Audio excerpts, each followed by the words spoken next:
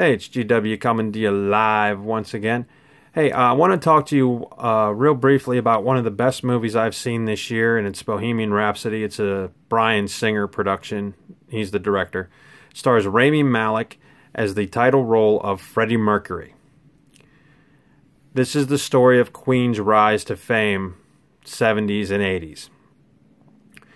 I've watched this film twice, and I have to tell you, it has an effect on you both times. The first time I watched it, I didn't know what to expect. I mean, everybody who's anybody knows a Queen song. You know, We Will Rock You, We Are the Champions. Some of you know Radio Gaga. All of them are showcased. Another One Bites the Dust. They're all pretty much showcased here. The interesting thing about it is after you watch this movie, and you pretty much can put those songs, you know,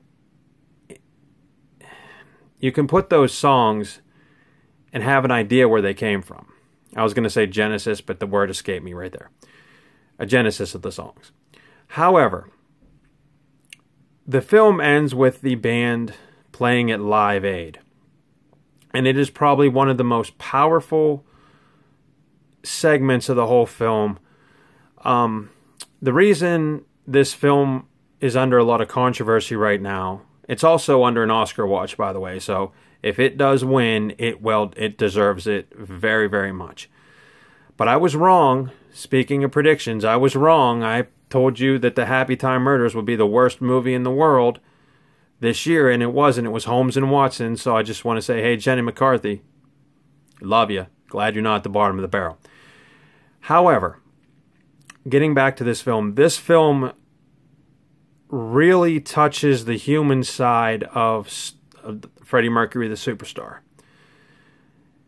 And again, this film is under fire because, for one, you know, everybody knows that Freddie Mercury was a little bit strange. The movie claims he's bisexual. However, I know what everybody's thinking right now. Everybody's thinking, okay, Greg, he died of AIDS. AIDS was around in the 1980s. He had to have been gay. Well, like I said, bisexual, that's the way we're going to put it. Because he did at one point have a girlfriend, which I don't think you can call him completely gay. That being said, this is not a Brokeback Mountain picture where they jam that down your throat constantly. This is done in segments so that you, the viewer, get an idea and it makes sense toward the end of the film. Because if Freddie was going to be diagnosed with HIV, you would have to know where he got it. You would have to know what went on at that time period. And it does a hell of a job doing that. The only regret about this film is that there wasn't more of it. And diehard Queen fans will tell you that, you know, this is not chronologically, you know, correct. But for a movie, you have to have dramatic stuff. You have to have, you know, we're going to sell this to get recording studio money. We are going to have a band breakup to recreate dramatic effect.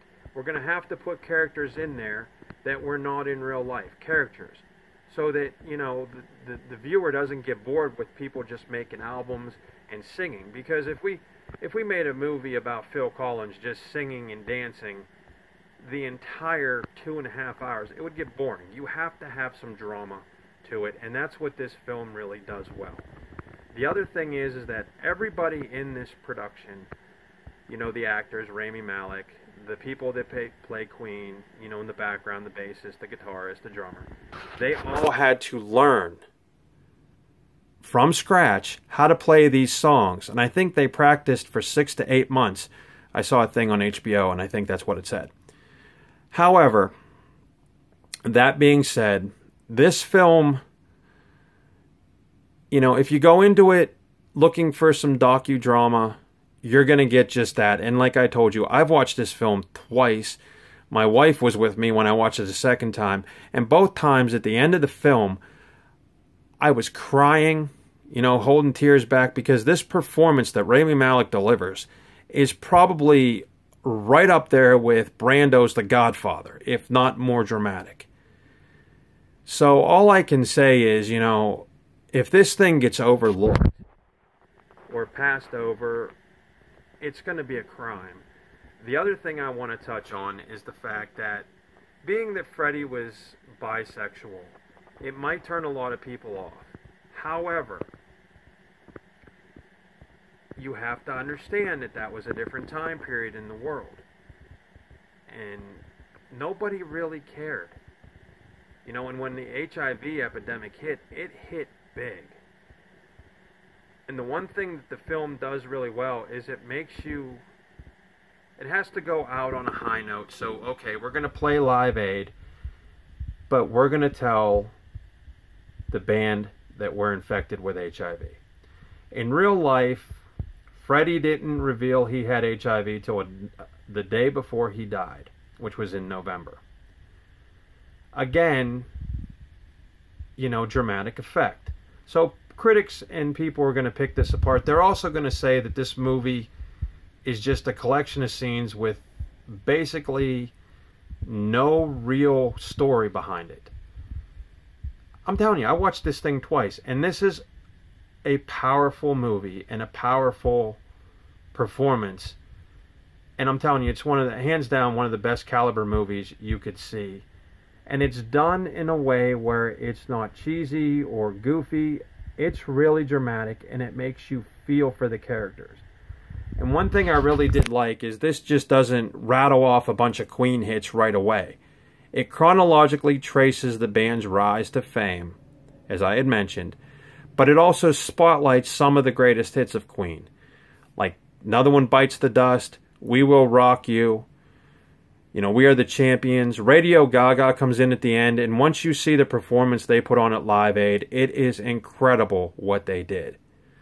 So hands down, my Oscar pick for this year, no matter what else comes out, has got to be Bryan Singer's Bohemian Rhapsody. If you haven't seen it, it will move you, it will rock you, and it will leave you emotionally drained at the end of this performance. So I'll tell you what, I want all your feedback on this. I want to know if I'm right. Because I want comments. I want people to tell me either, Greg, hey, you're really right on this or you're really wrong. But give it a chance. Check this out. And the one interesting thing is that before this movie even started filming, the idea that Sacha Baron Cohen would play Freddie Mercury was kicked around, and I think that fell through due to financial reasons. But if you can watch this, kind of imagine Sacha Baron Cohen. Would he have the same effect as Rami Malek? I don't think so. Anyway, that's my video pick, and it's probably going to be up there for all time. Because this is an Oscar caliber performance, and this kid really hit a home run. And I really do believe this should be voted Best Picture. And if I'm wrong, I'm wrong. But this was acting that made me believe Freddie Mercury was on the screen once again and I was watching his life. It's GW. Check that movie out. I'll see you on the flip side.